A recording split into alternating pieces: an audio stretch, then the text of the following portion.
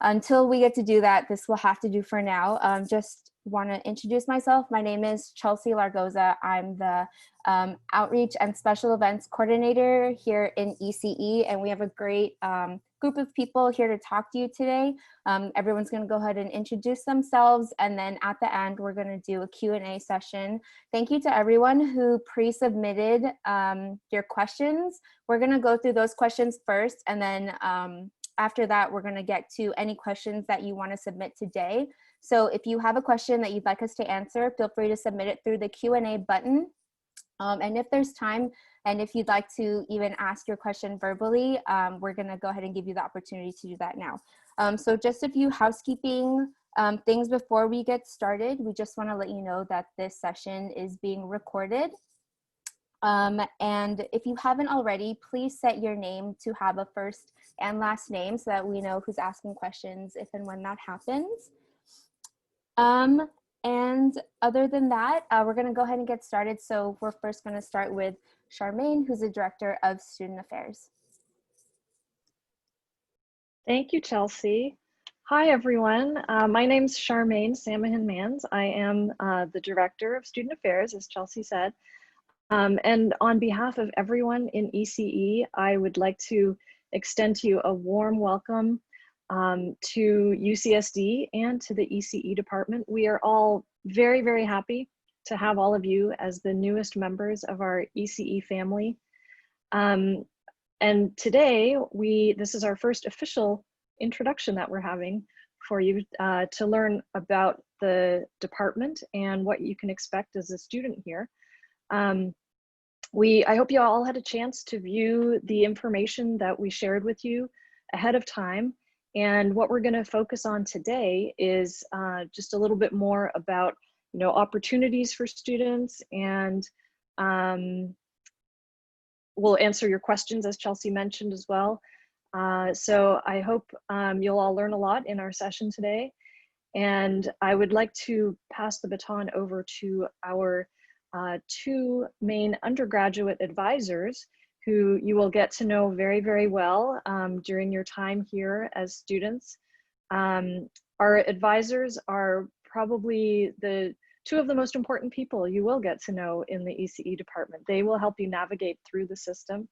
And it gives me great pleasure to introduce you to Shannon and Maida. Take it away.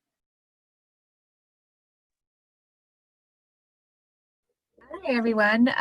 My name is Shannon. As Charmaine said, I am one of two undergraduate advisors, and we are just very thankful that you're able to join us today. And we look forward to we're really hoping to see you all at some point live and in person, but this will have to do for now. But again, we just thank you for being here, and we just hope that we can make this as smooth of a transition possible for you all. Hi, I'm Maida Prado. I hope you all had a good and relaxing summer. We definitely look forward to seeing you and helping you with any questions you may have with your major. Now I'm passing it back to Chelsea. Thank you so much. All right, next we're going to move to Farrell, who's going to talk to us about the ECE Tutoring Center. I'll go ahead and stop my screen share so you can share, Farrell. Cool, thank you. All right, so my name's Farrell, and I am the head tutor at the Ece Tutoring Center. So we're concerned with just helping undergraduate students with their courses. We focus mainly on ECE 35, 45, and 65. That's like the bare minimum that every tutor needs to be able to have proficiency in, but we can help even with the upper div classes. That just starts to get into, what depth each tutor have. Like I'm a photonics depth, so I'll be really good at helping with 107, any of the photonics depth sequences, and a couple other classes. We've also got like a circuits depth and a machine learning depth, so we're really well-rounded as well. So normally we have a physical room that you go to on campus where we have a bunch of students there, just studying, doing our homework. That's what I did before I even started working as a tutor. I would always go to the tutoring center because it was a great place just to be, because you could get help really quickly, and you meet students in your classes who are, like-minded, and dedicated to studying and doing well. But with everything going on, we had to move it fully virtually. So here's our website. It's ecetutoring.com, and you sign in with your UCSD email address. And then all you have to do is click this button here, this create a ticket button. And then you would enter your name, whatever class you need help with, and then any additional information, if you can provide that, is helpful. And then you click new ticket. And then this is like your little waiting screen. You could edit your ticket too if you want, if you realize, maybe you entered the wrong class or something. And then on our side, I'll go ahead and select your ticket. And then you'll see this Zoom link pop up. So all you do is click that Zoom link. It'll bring you to the meeting with, whatever tutor selected your ticket. And then they'll be able to help you. We have these like tablets so we can draw and stuff. So we can pretty much have like the whiteboard feel that we would normally have in person. If for whatever reason this Zoom link doesn't pop up, even though you saw you were selected, we do list them all down here. So if you see my name but not the Zoom link, you could just find my name here and click on it, and that'll bring you to the same meeting. Like I said, we help with your classes. None of us are like directly working for the professors, so we're different than like the TAs. We don't know your homework ahead of time. We don't know the solutions. So I think that's one really cool thing about the tutoring center, is that people that come here often, when they ask us questions, a lot of times it's us seeing that question for the first time. So we try to explain our thought process. And I think that's one way we really help students, is we show you how we think through a problem, which is like a huge part of learning how to do these problems. For most classes, to be able to get good at this stuff, you have to just do a ton of problems because you have to figure out how to think about it. So we really try to help you with that. We're also here just for general advice. Students come all the time to just ask general questions about classes, professors, internships, anything. We're really here to, help everyone and try to make the undergraduate experience, as good as possible. So we're really here to help. There's also the schedule tab. So you'll see one tutor has his hours up, but the rest of us have to put it up. But here's where you'll see when we're working. In general, we're going to be staffed from 10 to 5. Anything outside those hours will vary, but 10 to 5, we should always have someone there.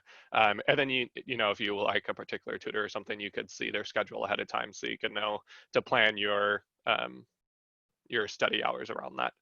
This room tabs doesn't matter because we're not in the room, so we don't have these cubicles. But yeah, that's all I have to say about that. Thank you so much, Beryl. All right, next we're gonna go to Hamna, who is the president of our Alumni Advisory Board. Hello, my name's Hamna, and I graduated in 2018 with electrical engineering, and I am the president of the ECE Alumni Advisory Board.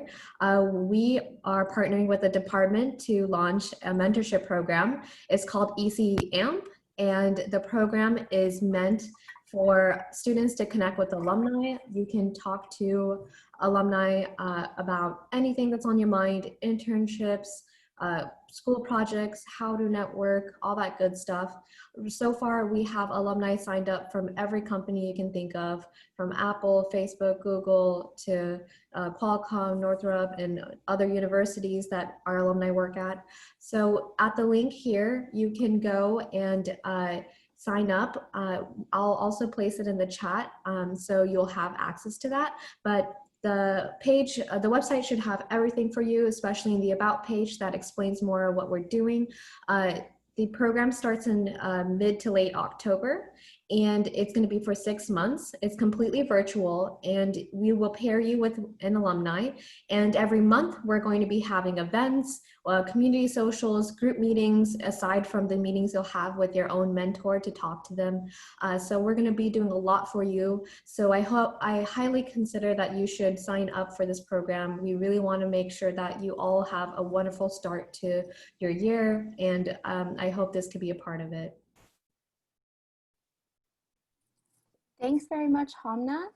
Next, you're going to hear from Jenny, who's from the Idea Center.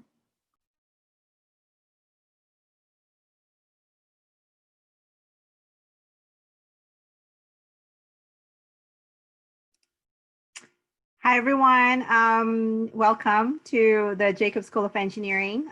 It's my pleasure to talk a little bit about the Idea Center and the programs that we have to offer and events that we hope that you get to attend. Many of them are going to be virtual. All of them are going to be virtual actually in fall, but definitely keep an eye out for many opportunities for you to get involved with the Idea Center. My name is Jenny Miranda. I'm the Idea Center Director of Operations. And if we can go to the next slides. So we stand for inclusion, diversity, excellence, and achievement. So these are the tenets by which we serve all of you. And these are the things that we always keep in mind in offering programs and services to you as well. And if we go to the next slide, I'm going to talk a little bit about our mission, which is pretty much to ensure that there is a community here for you. That you can be a part of, that you can feel that you belong to, and that we are offering many opportunities for you to excel and to do well while you are in college. And the ways that we do that are through programs and services. I'm going to go through a few of them. So the first one is our learning communities. These are open to all of your foundational math, physics, and chemistry courses. So I know Farrell talked about tutoring. That's definitely something that you should also participate in. Learning communities are more like formalized study groups. So you get to study with a group of students. You get a peer educator who's older, who's gone through these classes, leading these sessions every week for 2 hours. And you go through sample questions together. You actually learn together. So the premise of engineering studies is actually making sure that you form these study groups. So this is a good way to get started. And applications for fall is now open. So if you're taking any of these classes that's listed here, keep an eye out on your email or go to our website and see if there are still openings for these learning communities that you can be a part of. And they're offered every quarter. So if not this quarter, every quarter that you're taking any of these classes, you can always opt in as well. So the next slide is going to talk about a couple of different classes that we also offer. Eng 10 is a hands-on class that's talking about math and how it's applied in engineering. It's a 2-unit class. So definitely, again, like how do you kind of get involved in a hands-on curriculum from your first year? So this is a good way to do that. And the second class for the next slide is Eng 15. It's talking a little bit more about how to prepare you for your engineering studies. So a lot of the things that we go through in this class is actually it's not just going to be useful while you're in college, but things like behaviors and skills that will actually do you well as you prepare for your career as an engineer. So again, these courses are available every quarter. We strongly encourage them in your first year because this is when you're forming your foundational skills for the rest of your college years and beyond. So these are 2 classes that we highly encourage you to add to your curriculum if you can. And then we also have like workshops that we offer. So for the next slides, it's talking about WISE. Which is pretty much opt in any topic that might be of interest to you as it relates to career development, preparing for grad school, technical workshops, studying abroad. So any of these topics that might be of interest to you at that particular time, we offer this throughout the year. The topics vary from quarter to quarter. One way to actually keep track of the topics that we offer from week to week is to sign up on our Facebook page, because we normally, that's normally the way that we actually put out the events as it relates to WISE on a weekly basis. And then I'm going to talk a little bit in the time that I have left about getting involved, right? That's something that we really, really encourage you to do while you're in college. We have so many student organizations that you can be part of. ECE has a lot of them. There's a lot more beyond ECE as well. So the next few slides going to talk a little bit about those. You know, you don't have to be a part of an organization, but if you do want to expand your professional development, we do have funds available to help with the cost. So if at any time while you're in college, you want to attend a conference, go to a competition, know that this fund is available for you to actually apply for. So even if it's a virtual conference, we would actually help with the cost for that for fall. And then for the next slide, we're going to talk about getting involved. So I'm going to go through this real quick. One way to do that is to actually attend. Can you go to the next slide, Chelsea, please? To attend many of the general body meetings that are happening this week and next week. This is usually when you get introduced to the organizations that are available within engineering and beyond, right? Because we have hundreds, if you look at the campus, within the School of Engineering, we've got quite a few. But for engineering specific, there's a list of them on our website. If you want to check them out, check out their Facebook page, go to their website to find out when their first meeting is going to be. The Triton Engineering Student Council is a good resource for you because they put out events throughout the year for all students within the Jacobs School of Engineering. And we do work very closely with our diversity orgs. So we encourage always for you to check out to see if you would want to be a part of one of these organizations.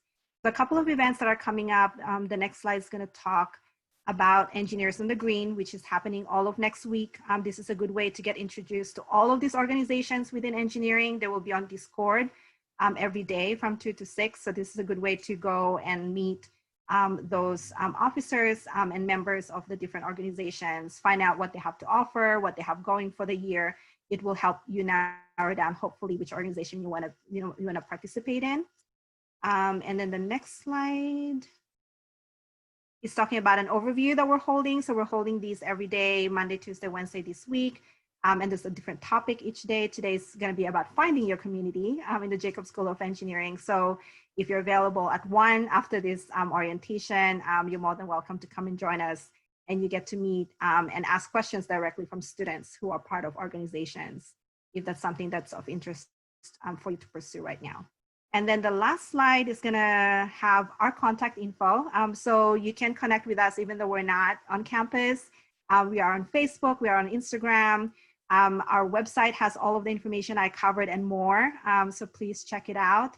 And we do put out a newsletter every single Monday. So we sent the first one yesterday, and every Monday we would send that out. And it's like a synthesis of all the different opportunities that you can get engaged in activities that are offered specifically for engineering students, not just within the School of Engineering, but across the campus.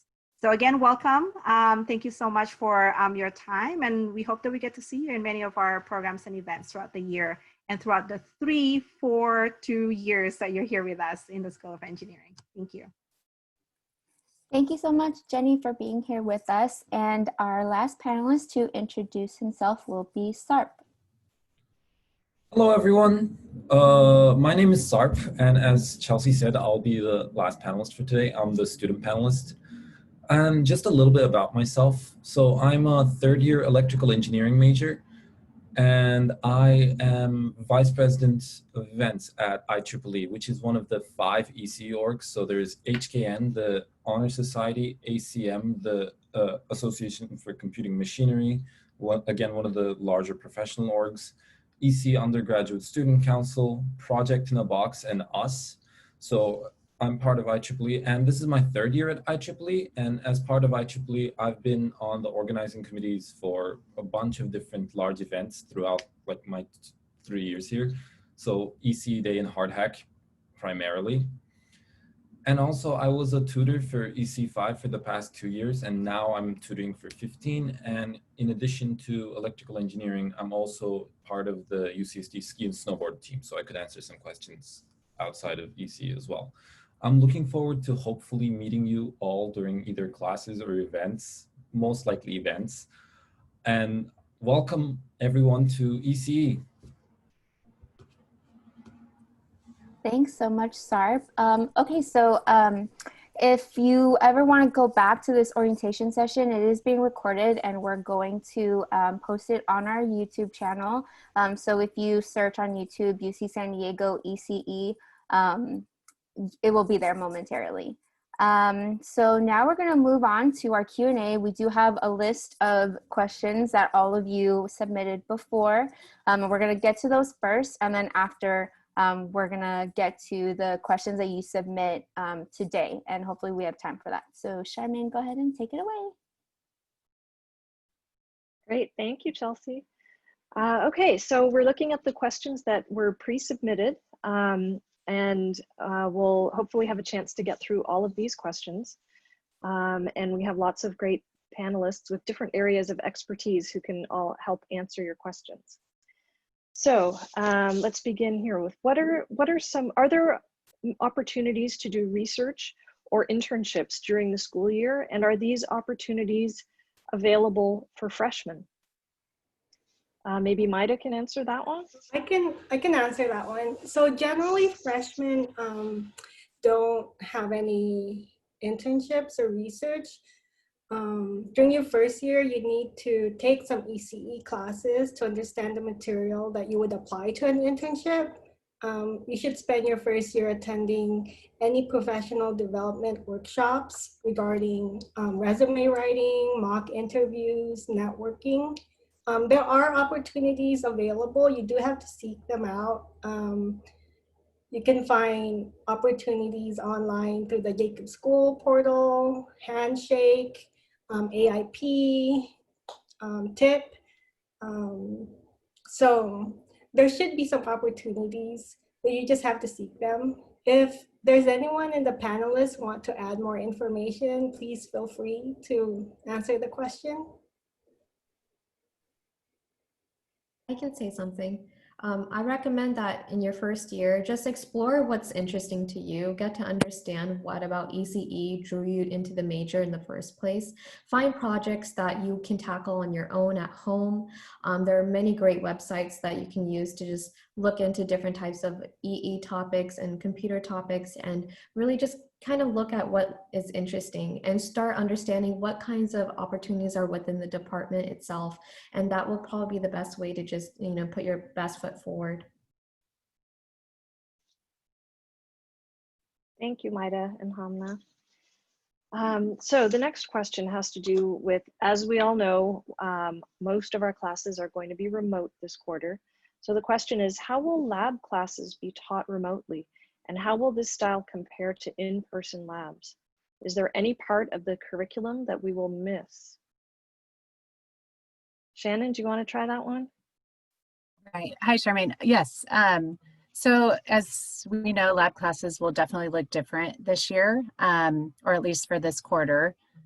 Most of them will be simulated as far as I know. I wanted to try and share my screen and show our website, which, where are we? Okay, it's not coming up here. So if you go to our ECE website and you look at our Enrollment Updates page, on that page, you can link to a Google Doc that has most of our lab classes listed on this Google Doc that will give you more specific information about how those specific classes that have labs entail, how they're going to look, if you need to purchase lab equipment, if they'll be offered to you. I know ECE 5 will, for one example. The professors should be reaching out to students soon about that course, but any other course like ECE 35 that has a lab, then you will be contacted also by the professor, if you haven't been so already, to give a little more information on how those will look, because again, each class is going to look a little differently. And you can look on our, like I said, our ECE website, and we can give you that information. I could try to put that, I'll put that in the chat, how to access that information so you can get more the information about the specific lab classes. Thank you, Shannon. So yeah, I just wanted to add to that, of course, everything is different if you can't be there in person, but our faculty and our TAs are working really hard to give you the best experience possible in not only in the lab classes, in all the classes. And I just like to remind everyone that they being the professors and the TAs, every class has TAs who work for that particular class. That's in addition to the tutoring center tutors that Farrell was talking about earlier. But you do, all of the course instructors and TAs have office hours. So you'll have the opportunity to ask questions one-on-one. And I encourage all of you to really take advantage of office hours and also the tutoring center if you would like to work with the tutors there. So there's a lot of help that is available, and there's a whole staff of people who are here to help you do the best that you can in your academic courses.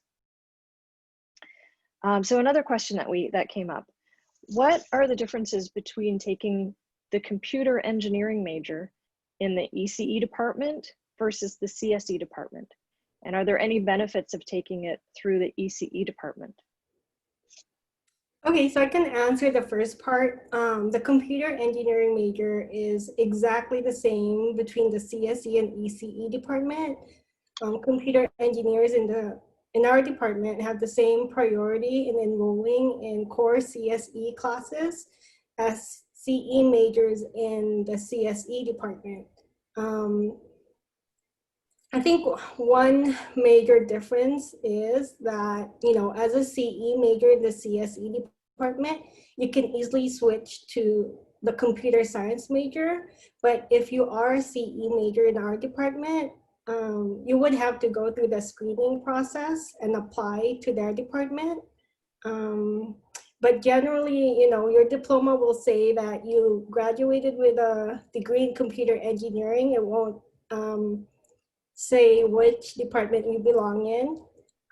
The second part, I think our students should be able to answer that, like what benefit is generally for as a student in the ECE department. If anyone can answer that. Yeah, I think you said most of it, but I transferred in under computer engineering, and I was computer engineering in the ECE department because I knew that there was a chance I might want to do EE. I knew I didn't want to do CS. At community college, I took like every programming course there was, and that made me realize there's no way I want to like do this and that's it. I knew it was important to learn that stuff because coding, like almost any job you get now in STEM, like you need to know how to code to some degree. So I knew it was going to be helpful, but I didn't want to be like a software engineer.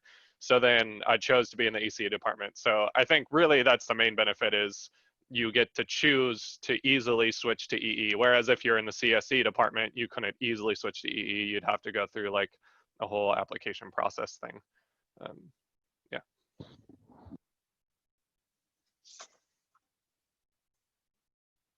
Thank you, Farrell. So this brings us to another question that came up about our capped major status. The question is, how difficult is it to switch from a capped major to another capped major within the department in cases where restrictions apply, like switching from EE to computer engineering? Okay, so if you are an EE, EP, or EE and society major,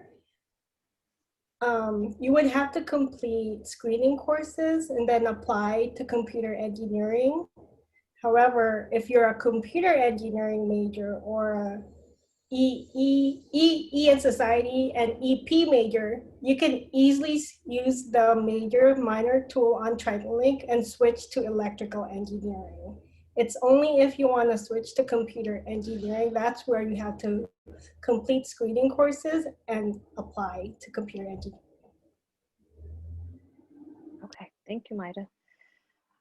Now, regarding the question of ECE students taking courses in the CSE department, how does priority enrollment work when ECE students want to take classes in CSE?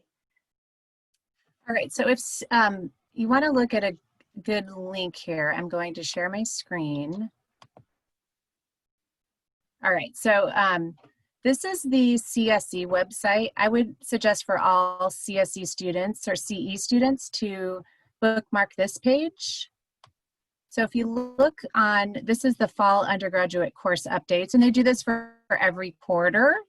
The way you're going to enroll in CSE courses is going to mimic a lot of how you enrolled in courses this fall. So they often have you wait list in their courses. I will say for ECE courses, we will no longer have students waitlist in their courses as you did this fall. But as for CSE majors, CE majors, it's going to be a little different for every CE course. So I suggest going to this site. If you go all the way down, you'll see each course is listed and they give specific information on the comments, how classes are being, how many seats are offered for a course, who they're saving seats for. And yes, they do save seats for CE majors. Let me see over here. So as you see here, like all seats are released, but before the information was more specific as to we're saving seats for these particular major codes. So this is one of those places, if you ask, you're going to ask questions to us advisors in the EE department about what are your chances of getting into a class? Is it being offered next quarter?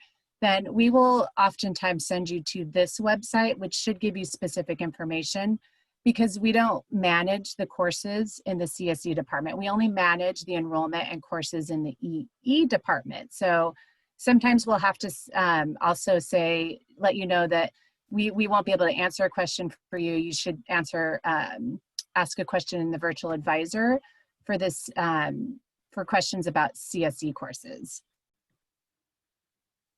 So so that should be it. If there's any CSE majors here, CE majors, if they have any other comments about how they enrolled in courses. Okay, you guys were all EE majors, okay. Thanks, Shannon. I think everyone understands that the ECE major is fairly demanding. And here's a question along those lines. Do students in ECE, do students have time to do a minor in anything? And if so, are there any recommended minors? Oh, did you want to answer that first, Farrell? Yeah, I was just going to quickly say, because I got a minor, so I was just going to talk about that. Yeah, so I decided to get a minor. I transferred in. The reason why I chose to get a minor is the same reason I switched from CE to EE, is because I have like a love for physics. I'm super geeky about it. So I switched from CE to EE with a depth in photonics because that was like one of the most physics heavy depths in EE. And then as I was doing that, after taking like 107, which is like electromagnetism, I realized like, what am I doing? I should take more physics classes. So I found the time to do it. It definitely was difficult. Like my very last quarter, I had to take 5 classes, which was this last spring quarter. That was my last quarter of undergrad. So to be able to finish the minor. So it was a lot of work, but because I enjoyed it so much, it was definitely worth it. Also, it complemented my skill set so much. Like my depth, like I said, is pretty physics heavy. So this last summer, I just did an internship where if I didn't take some of my physics classes, like the quantum mechanics series and even the normal mechanics series, and then I also had like condensed matter physics, those 3 classes helped me in this internship so much, because I was basically writing code based off of these different algorithms, but there was a lot of linear algebra involved. There was a lot of knowledge about differential equations and vector calc and stuff. And just off of the ECE courses, you do some of that, except the quantum mechanics, you do some of that, but you never get super into the math. You're more focused on the application of it, and you learn a lot about how to apply things. So for me personally, it helped a lot. So if you want to do stuff that's more researchy, more theoretical, taking more classes, maybe not even a minor, just taking a couple classes in either the math or physics department, I think is definitely a useful thing. Yeah, and thanks, Farrell. I just wanted to say that students can minor in any department on campus. You're free to. One restriction would be through the Jacob School. So a lot of students ask us, it's a very common question, if they can minor or double major in another engineering department. And unfortunately, you cannot. But I would say the most popular minors that I see, just as Farrell said, physics, math, and actually management. So Rady School of Management, that's probably the third most popular that I see. But again, you can minor in any department. I would just suggest going to the website of the department that you're looking to or interested in minoring in. I will say that there are two upper division courses that you could overlap between your major and your minor. So if you find one that's complementary, like physics and math can be very complementary toward the major. So so that's always a good one to look at. You may find that you take 2 less courses than you normally would in another minor. So the suggestion would be to look at the website of the department that you're looking to minor in. And then a lot of times all the information's there. It's a pretty easy process to apply to a minor. But if you have questions about it, you can always ask questions to that department in the Virtual Advising Center. Thank you. What are some tips to become a successful student in engineering? Maybe Jenny can answer some, start off that one, and then we can turn to our students or former students. I didn't see that one coming. Because there are so many different ways. And I think also it's different for every single student, right? I think one thing that we always tell students who are new to engineering and new to college is to just get your grounding first, right? So set up a really good foundation for yourself. Questions that you're asking right now: how many units should I be taking? You know, should I be going to see my advisor? When should I be seeing my advisor? Just kind of how do I manage my time? So making sure that you're thinking about the skills and behaviors that will actually set you up for success in college is really going to be important to begin with, right? There's so many opportunities that are available to you. I think we talk about many of the ways that you can get involved, and definitely you have time to pursue all of these things. But for your first quarter, I think finding out what your academic resources are, how do you go to office hours, you know, what are the kind of, what does it feel like to go through a quarter system? How do I plan my time so that I have time for everything? Those are things that we would encourage you to actually get right. And it's not gonna look the same every single quarter because it gets harder, right? From year to year, from quarter to quarter, but you get better at it as long as you have that foundation. So that would be a place that I would encourage all of the students to start off. And I'm sure all of the student panelists have better advice than that as it relates to their personal experience as well. But know that it's going to be different from student to student. How you study and your behaviors and what you're strong at, what you need to work at is going to be different from your friend and from your you know, the students that you're taking classes with. So knowing your own journey and what works well for you is going to be really important in college.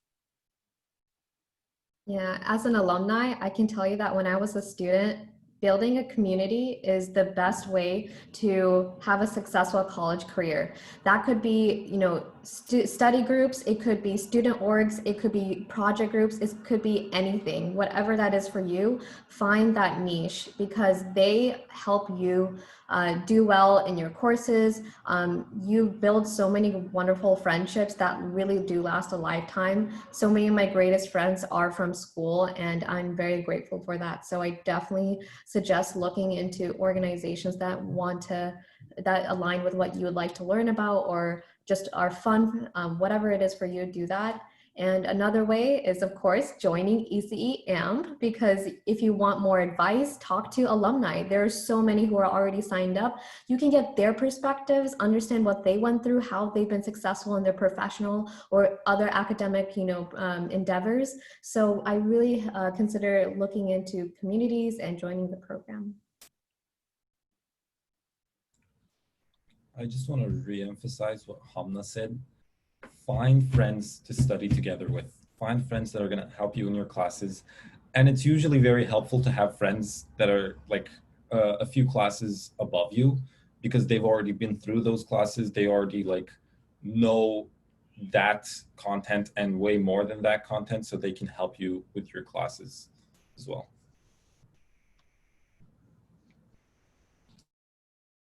Thank you. So sort of connected to what you've been talking about, this question is about getting involved. How can I get involved with organizations, other students, and professors? And can incoming freshmen join organizations? A sort of related question to that is, how are they continuing in a virtual setting versus when everything was in person? Okay, so I think I can answer this. So one of the best ways to get involved on, like, especially in the engineering community right now is every quarter, there is Engineers on the Green. Jenny already talked about it a little bit. It is all throughout next week. It's going to be on Discord, and it's basically the engineering career fair where you can go out and talk to different orgs and see what they're up to and what they are doing and how they're doing events. I would definitely suggest checking it out. And if you want to check it out, here's the event link on Facebook, and it'll be on Discord, and you can find the Discord link on there as well. When it comes to professors, I don't know, like, it's a great way to meet professors. Going to office hours is a great way to like meet them and to start a conversation with them. In the past, when there was no COVID, we had a program called Dine or Coffee with Prof, where you went to your college advising and you could get a voucher for a free lunch or free coffee, and you could take your TAs and professors out for dinner or coffee. It was a great resource. I don't believe there's a replacement for it this quarter, is there? Not that I'm aware of. Yeah, unfortunately not, but hopefully in winter or spring, if everything goes well. That's definitely something you should take advantage of. It's a great way to meet your TAs and professors. In regards to how like orgs are continuing through a virtual setting, with COVID, a lot of the orgs I know, including IEEE, have started our own Discord channels. We all started our own like Minecraft servers to like socialize online. We host online workshops as well as like online social events and online. We even do our projects online. So we have a bunch of hardware projects, and we've moved all of those hardware projects into simulation-based models, so our project teams can keep working on them. So definitely all of the orgs are still doing a lot, if not more than in person, since it's easier to plan and run events. Oh, the ECE Discord, yes, good idea. I will share the link to the ECE Discord in a bit. There's also an ECE Discord that you can connect with other students. That's also a good resource. I believe some of the panelists and staff here today are also on that Discord. So those are some ways you can get involved. Thank you. Our next question is, will it be difficult for me as an incoming transfer student if I have no experience with coding or programming? I guess I can answer that since I was a transfer student. So obviously I was different. I mentioned before I already took a lot of coding classes. So this will be for electrical engineering, because computer engineering, you're gonna, start taking CSE courses. So with that, you would probably, take the underdiv CSE courses where a lot of people will have not coded, some people will have coded. So I feel like you'll be on level playing ground there. But in the EE department, for sure, you don't have to worry about it at all. All the courses I took, EE's, it's not a CS degree, right? So most everyone, a lot of people, maybe not most everyone, but a lot of people, their only coding experience comes from ECE 15.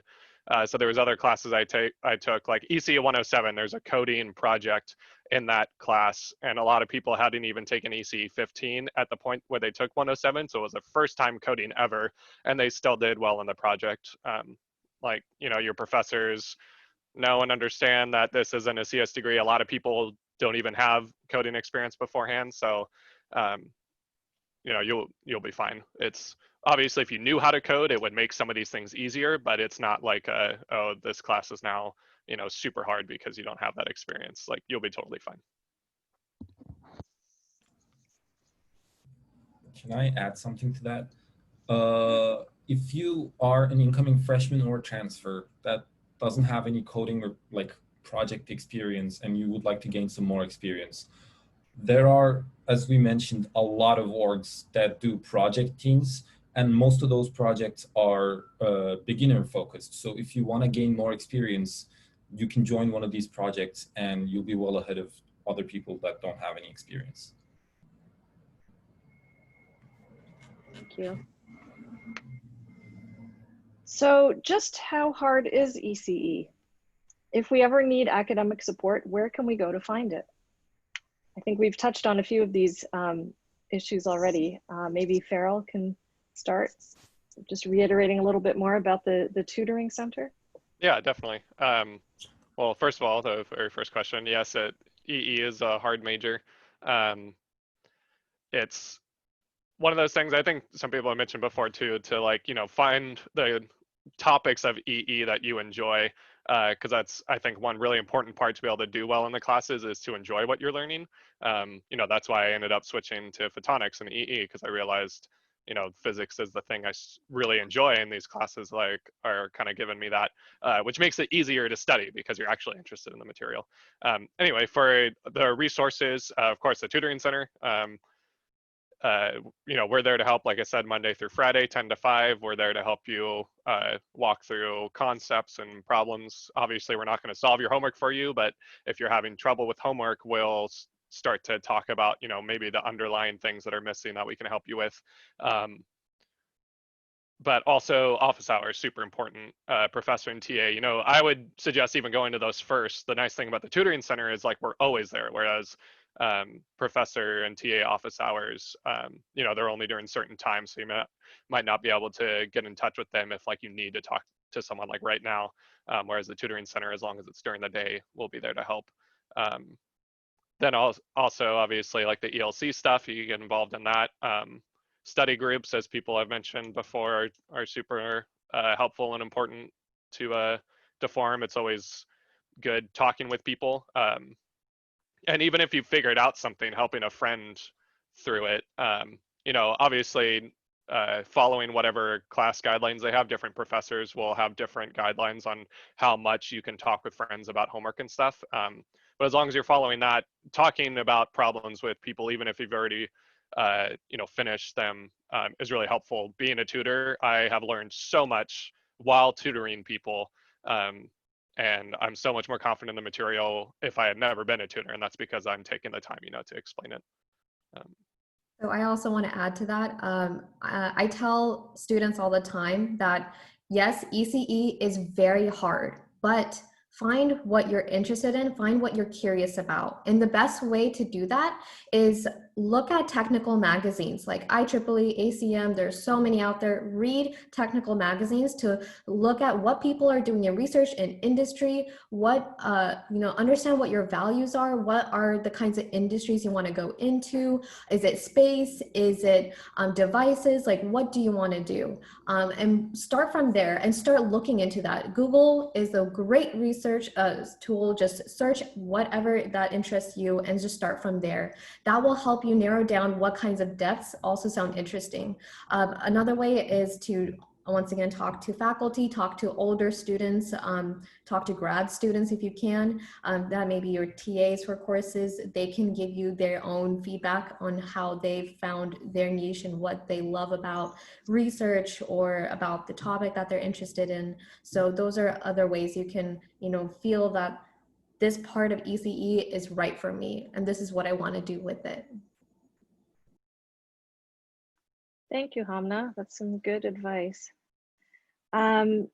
Chelsea, maybe now we can turn to the Q&A, the questions that people have chatted to us during the course of this presentation. So let me just take a look at these questions here. Here's a question about the courses that have lab fees. Some of our courses have fees, additional fees associated with them. Many engineering classes have some materials fee. When we drop a class, will we get refunded of the fee that we pay? So the way that the course fees work, anytime there's an additional fee that's associated with a course, as soon as you enroll in the course, it automatically gets added to your billing statement. If you drop the course before the end of week 2 of the quarter, that lab fee or course fee will automatically get refunded to you. But if you're still enrolled in the course after the end of week 2, you won't be able to get a refund at all. So you just need to make a decision before the end of the second week of the quarter if you wanted, whether or not you want to drop a class or stay in it. Great. So while we're sorry, going go ahead. through other questions, if any of you want to ask your question live, like verbally, please feel free to use the raise your hand feature and we'll call on you. Yeah. Okay, thanks, Chelsea. Do ECE students have the opportunity to study abroad? Which of our panelists want to delve into the study abroad options? Yeah, I can answer that. So there is the opportunity for study abroad for all majors on campus. In fact, the goal of the university is to have, I think it's something like 50% of all students to study abroad. Obviously, things are different right now. So we don't have a study abroad program in the fall.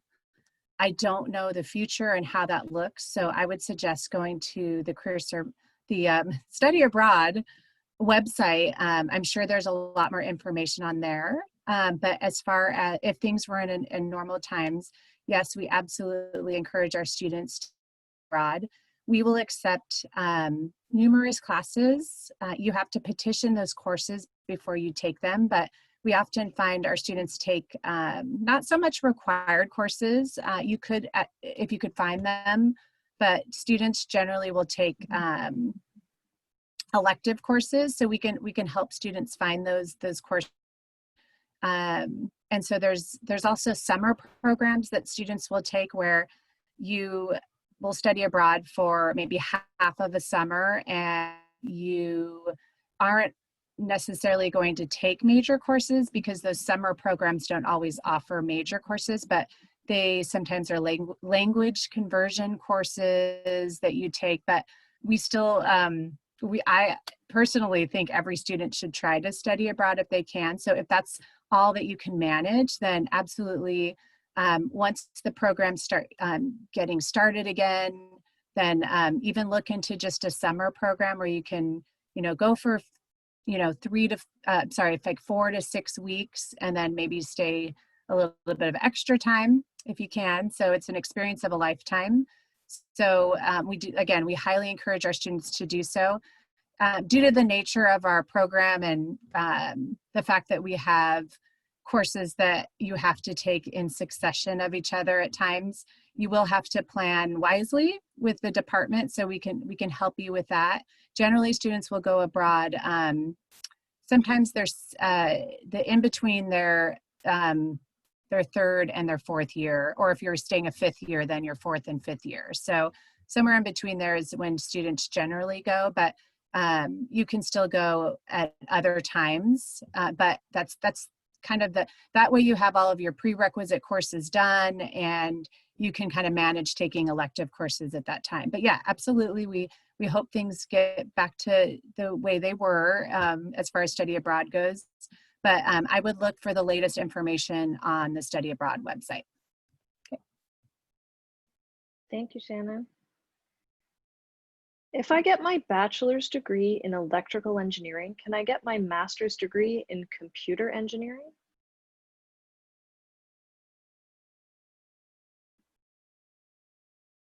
Can one of our advisors maybe address that one?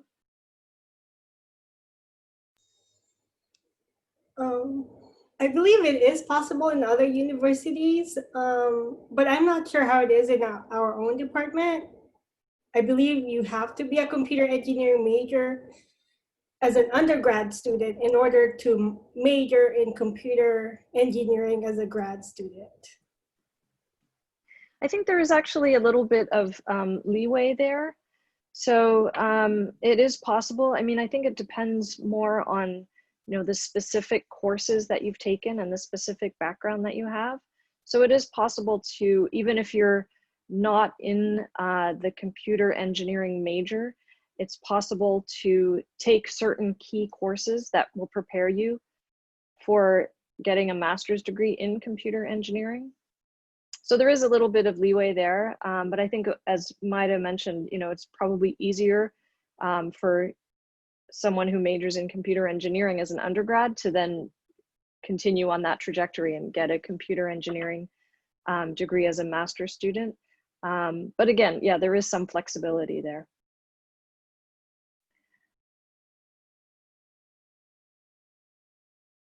If you decide to do a minor and then you find that the courses are too much to handle, is it possible to drop the minor? Yes. So if you have declared a minor, and we see that often. So if you find that it's too much, then you can absolutely drop the minor. So you're not in for life to do this minor. You just have to let your college know. And so I think it's as simple as sending a virtual advising message and just letting them know you'd like to drop your minor. Thank you. So here's a student who, much like Farrell, enjoys the physics aspect of engineering and chose the engineering physics major. But from a career opportunity position, can anyone comment on, is it better to stay in engineering physics or to switch to EE with a physics minor? What's the difference? Farrell, do you want to go first? Well, yeah, I'll say some thoughts I have on it, but I, am a grad student right now, so I can't say so much about like what's out there job-wise.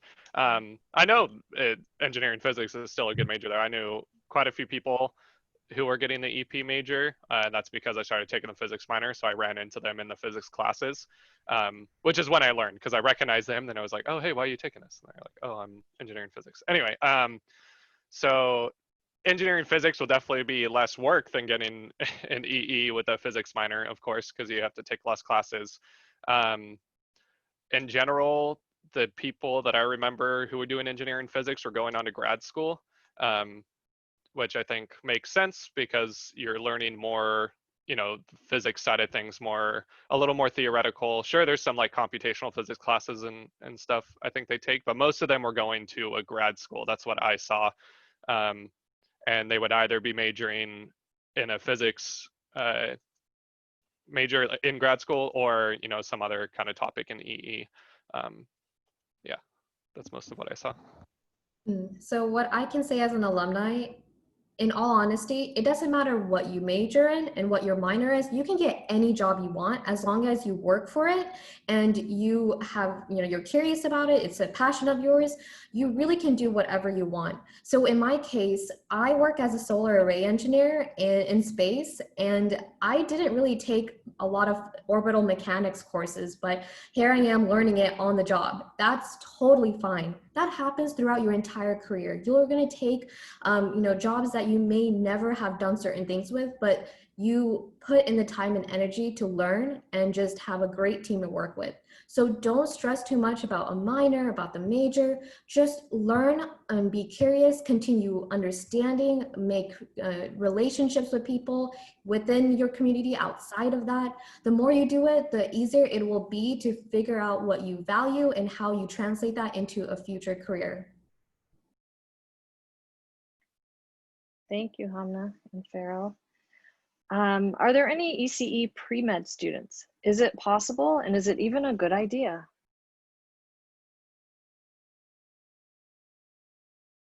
I think the answer to that is yes, there are students who graduate in engineering and then go on to medical school. I don't know if anyone has any additional information they want to share, but it is definitely possible.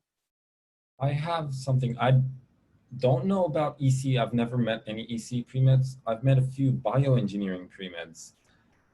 and they basically didn't have time to do anything except for study. In terms of alumni, I have a lot of alumni friends who work in biotech. They didn't necessarily work and go get a doctorate degree or anything like that.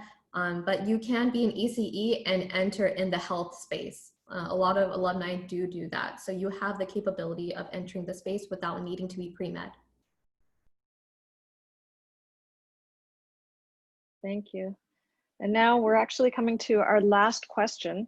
And this is a question for our panelists who are either currently in the program or who have already graduated from the program. What was your favorite ECE class and why?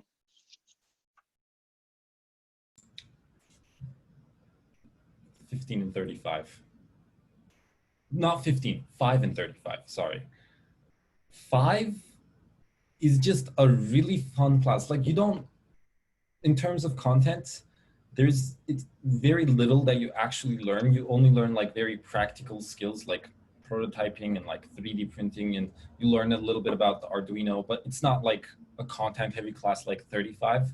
But 15, all the people really just want to help you. The projects are organized in a really fun way.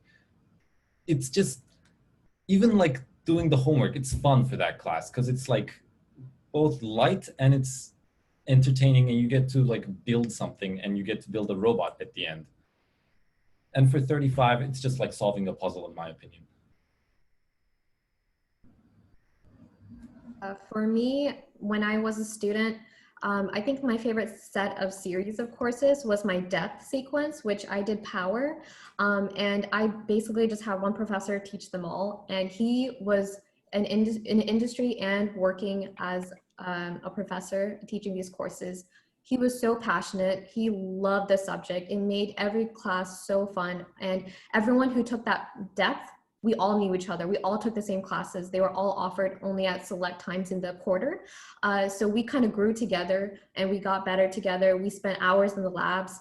It was just one of the best experiences. I'm still connected with that professor and still talk to him to this day. So for me, it was that lasting relationship with the people who were in the course and that professor I had. For me, it was also one of my depth classes. For the photonics depth, it's a little different. There's a lot of different professors that teach the different courses, but it is also a small depth. So there was only, at any given time in these classes, anywhere from like 6 to 10 students was like, oh, wow, this is a big photonics class. So we got to know each other pretty well. But from that, my favorite one was ECE 183, which is a lasers and I don't remember the name of it, but you learn about lasers and you learn about semiconductor devices and stuff like that. The reason why it was my favorite is, well, for one, like I've already said, I'm super nerdy in physics and stuff. So you go through like the foundation of why lasers work. You go through all the differential equations, you get rate equations, and you do all this stuff. And then at the end, one of the big projects is you take all that information and you write a simulation for a laser in MATLAB. And then, you do a lot of debugging. You have to like work through equations a couple times because, of course, you're not going to get it right the first time. But then when you get it all to work, you see in your basically the power output of the laser. Like at first, it'll be like kind of linear, and then all of a sudden, it exponentially increases, which is why lasers, are so cool because they can amplify like a ridiculous amount. So like working through it from like the math and the physics from the ground up until you have like fully designed a working laser was like one of the coolest things to me. Just seeing like the graph go whoop was like, oh my gosh, it took hours of work, but it was a lot of fun. All right, thank you everyone. Thank you to all of our panelists for answering all of your questions. All of you submitted great questions. If you have any more questions that weren't answered or some that are just coming into your head right now, we invite you to submit your questions through the VAC, the Virtual Advising Center, and one of our undergraduate advisors will get back to you. If you have any non-academic related questions about student orgs or getting involved, you can feel free to message us on our social media, and I'm going to take you through that in just a second. But there are some things going on today that you might be interested in. As Jenny mentioned, the Idea Center Welcome event is happening today at 1 p.m. The link is in the chat. There's also the UC San Diego wide New Student Convocation that's happening at 4 p.m. The link is also in the chat for you to find more information on. Before you go, please join us on social media. I'm going to go ahead and share my screen and show you our social media accounts. So we do have a YouTube channel, and this is where the recording for this orientation will be posted. If you watched our orientation playlist, then you've already seen all of these videos. So we invite you to come and join us here. We're hoping to reach 100 subscribers so we can change our username. And after that, we do have a LinkedIn page. We have two. So we have this LinkedIn main page, and we also have, oh shoot, the tabs are being drawn. And we have a LinkedIn group page. So we have two separate ones. So feel free to join us there. And we also have an Instagram page, and all of you should have received your Robo Sun God kits in the mail over the summer for you to build. And we're actually going to pick our raffle winner at the end of the week on Friday. But leading up to that, we do have our fan favorites going on, where you're able to vote on your favorite Robo Sun God kit. So you'll be able to vote in our polls, which one you like the best. You can see which ones are already winning, and then we'll choose the winners by the end of the week. So other than that, thank you so much for joining us. We really do hope that we get to meet you sometime soon. All of us are here to support you throughout your entire UC San Diego undergraduate, maybe graduate career. And have a good day. We'll see you soon. Bye. Thanks, everyone. Bye. Bye. Thank you.